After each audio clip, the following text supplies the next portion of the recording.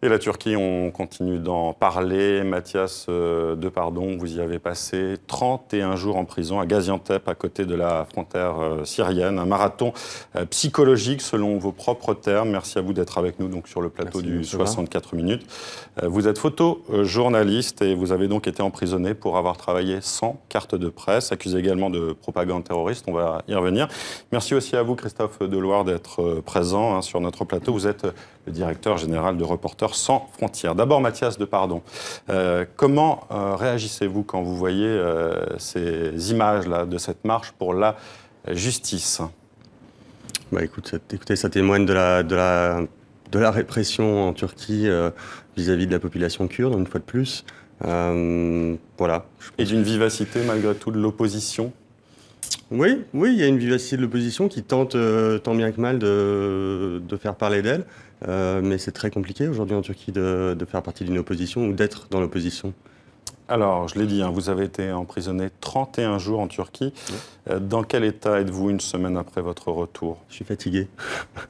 Je suis fatigué, j'ai besoin de me reposer, mais sinon je me porte bien. Je suis soulagé et content d'être rentré en France. Est-ce que vous avez eu peur de rester en prison quand vous étiez là-bas? Écoutez, ce qui était difficile, c'était de savoir combien de temps j'allais y rester finalement. C'était ça qui était le plus dur, c'était de ne pas savoir si j'allais être emprisonné pendant encore 2 heures, pendant 3 jours ou pendant encore 3 mois. Donc c'était vraiment la difficulté, c'est se porter là. Je savais que je serais libéré, mais je ne savais pas quand. Et... Ça, vous en étiez convaincu, hein? Oui, enfin je veux dire, en tant que journaliste étranger, oui, j'étais plutôt convaincu d'être libéré. Même avec le durcissement du pouvoir en Turquie? Vous avez beaucoup de moments de doute lors d'une incarcération. Donc il y a des jours où ça va pas bien et vous imaginez le pire. Pour moi, le pire, c'était d'y rester plus de 3 mois et d'avoir le même sort que les journalistes turcs qui, eux, y croupissent pendant plusieurs mois, voire parfois pendant plus d'1 an. Donc voilà, c'était la crainte maintenant. Dans une bonne journée, j'aspirais à sortir dans les 48 heures. Est-ce que vous avez été surpris, ou vous qui viviez et travaillez en Turquie depuis quelques années déjà, est-ce que vous vous étiez préparé à une possible arrestation à un moment?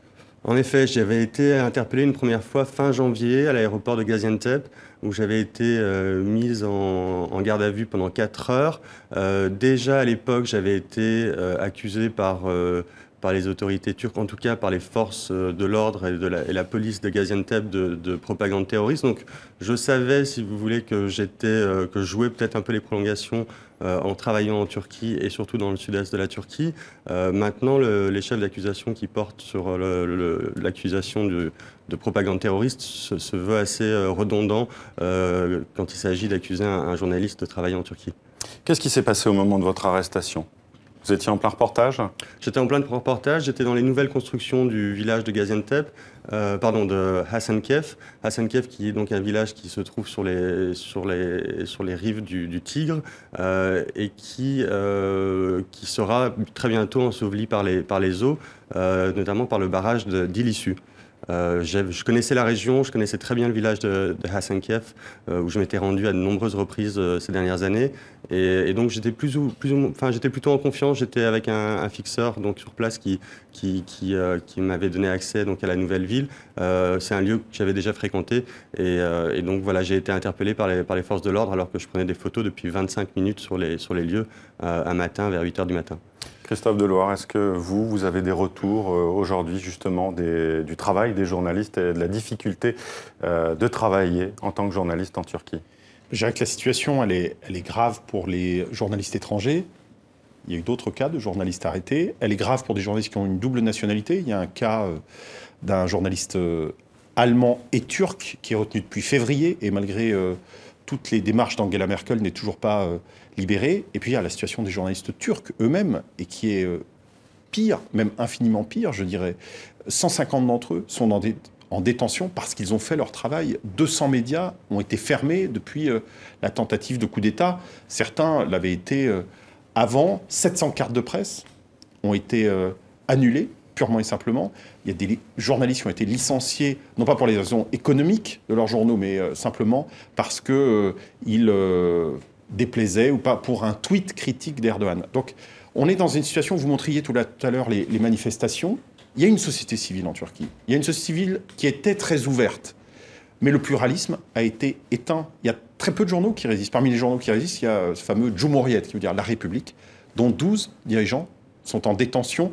Un d'entre eux a été libéré hier, mais depuis plusieurs mois, ces dirigeants sont en détention pour le même type d'infraction, propagande terroriste. Tous ceux qui déplaisent au pouvoir turc sont considérés comme des terroristes. Il y a du vrai terrorisme en Turquie, mais c'est les vrais terroristes que le pouvoir devrait combattre plutôt que ceux qui défendent les libertés. Vous parliez de la tentative de coup d'État du 15 juillet 2016. Pour vous, c'est le vrai tournant de cette dérive autoritaire? En fait, il y a eu des périodes, ça a été sinusoïdal sous Erdogan.